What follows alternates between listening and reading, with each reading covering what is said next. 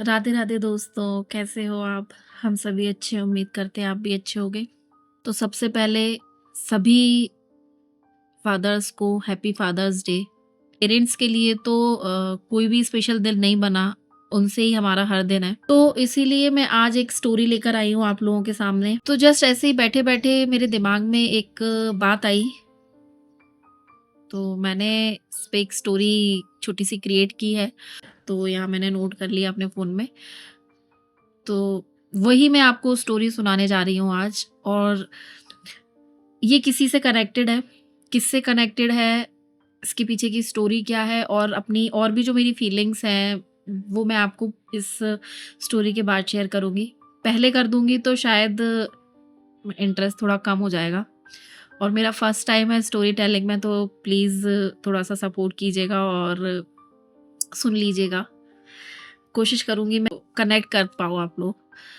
उससे पहले मैं आपको एक चीज़ बताना चाहती हूँ, स्टोरी आगे कंटिन्यू करने से पहले। हमारे समय में जब हम छोटे हुआ करते थे, पेरेंट्स और बच्चों के बीच में एक अनकहा सा एक फ़ासला हुआ करता था, एक गैप हुआ करता था, उसको जनरेशन गैप बोलते थे।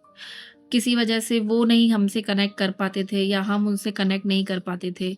मतलब एक इमोशंस जो आजकल बच्चे अपने पेरेंट्स से बोल लेते हैं, वो हमारे समय में शायद नहीं होता था। स्पेशली हमारे साथ तो नहीं हुआ।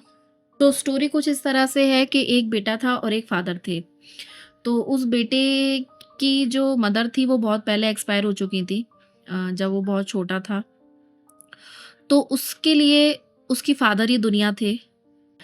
उसके कोई सिबलिंग्स भी नहीं थे, तो उसके फादर के अलावा कोई और नहीं था।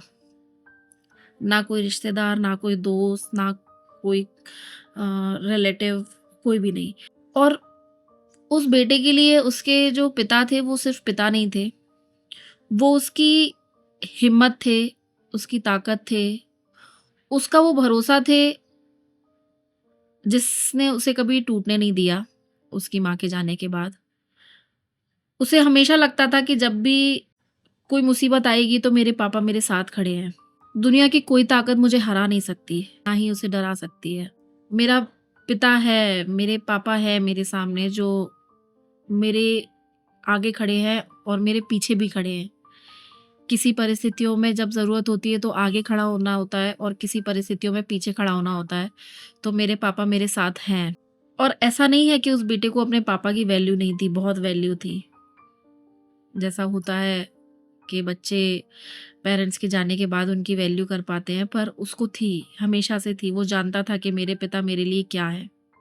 उनके संघर्षों को, उनकी अ, मेहनत को, उस उनके जीवन में आई परिस्थितियों को उसने महसूस किया था। उसने देखा था कि मेरे पिता ने किन परिस्थितियों का सामना करके आज वो मेरे साथ हैं। उनकी उतनी ही इज़्ज़त भी किया करता था।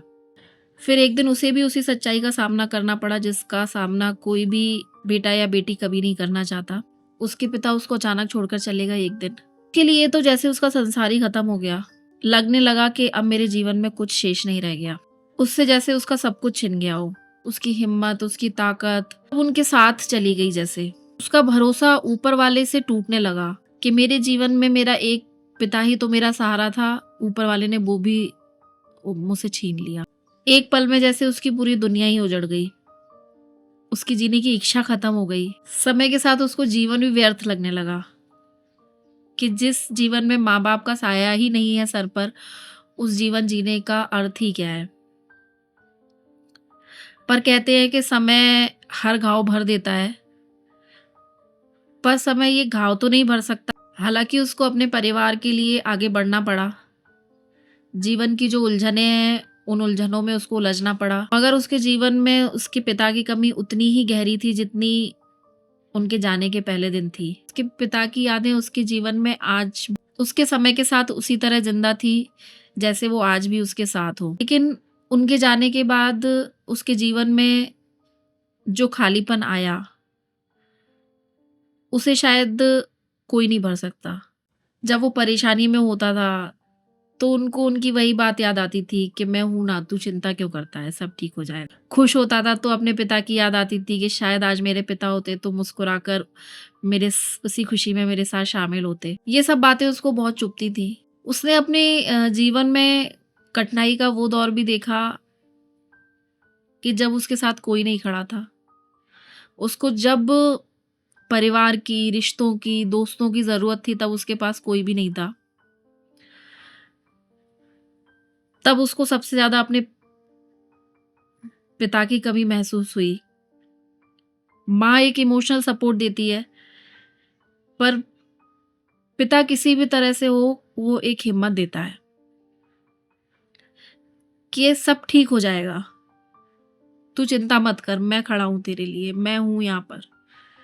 उसने खुशियाँ भी मनाई अपनी जीवन में, तब भी उसको अपने पिता की कमी महसूस होती थी कि काश आज वो होते तो मेरी हर खुशी दुगनी हो जाती।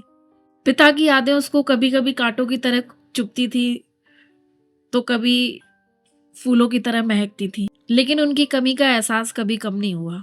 समय बीत जाता है, ज़िंदगी आगे बढ़ जाती है, मगर कुछ रिश्ते ऐसे होते हैं जिनकी कमी को कभी भी कोई पूरा नहीं कर सकता। शायद स्वयं ऊपर वाला भी नहीं। ना उनकी जगह कोई ले सकता है, ना हम शायद वो दर्जा किसी और को दे सकते हैं। उसके पिता जो इस दुनिया में तो नहीं है, लेकिन उसके हर याद, हर सोच और उसकी दिल की धड़कनों में आज भी जिंदा है। तो यही थी मेरी छोटी सी एक कहानी। अगर आप लोग कनेक्ट कर पाए हो तो प्लीज़ मुझे अपने एक्सपीरियंस ज़रूर कमेंट में शेयर कीजिएगा। दोस्तों, ये जो स्टोरी थी, ये मेरे खुद के हस्बैंड की थी। हमारे दोनों के ही पेरेंट्स नहीं हैं, ना मेरे पेरेंट्स हैं ना इनके पेरेंट्स हैं, मदर फादर दोनों ही नहीं है।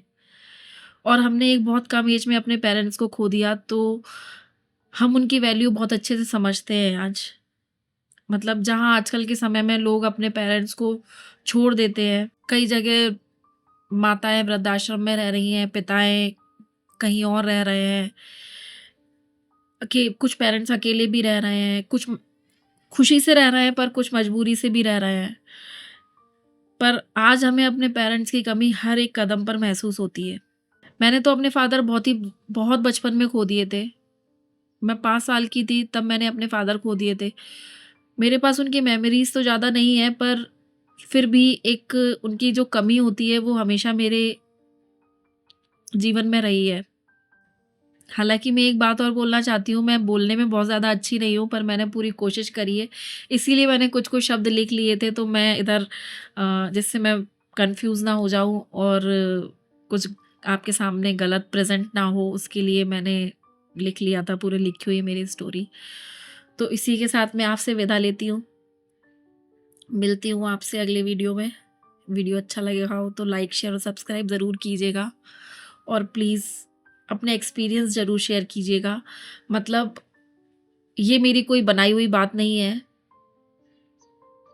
ये मेरी दिल की फीलिंग्स है, जो आज मैं अपने पति को ये गिफ्ट करने वाली हूँ उनके फादर्स डे पर। हालाँकि मुझे पता है इससे वो बहुत इमोशनल हो जाएँगे, उनके लिए थोड़ा मुश्किल हो जाएगा, पर फिर भी मैं बोलना चाहती हूँ उनके लिए। उनके बच्चे बड़े हो जाएँगे तब उनको खुश करेंगे, पर आज उनको मैं ये गिफ्ट करना चाहती हूँ। वो मतलब मैं सीरियसली बोल रही हूँ, ये कुछ स्क्रिप्टेड नहीं है, ये मेरी सच में दिल की फीलिंग्स है। सिर्फ़ मैंने लिखी इसलिए है कि जिससे मैं आपको कुछ गलत और आपको समझ में ना आए, सिर्फ़ इसलिए मैंने इसको लिखा था, नोट किया था। मतलब मेरे दिल से मेरी ये फीलिंग्स है। मिलती हूँ आपसे कल। राधे, राधे।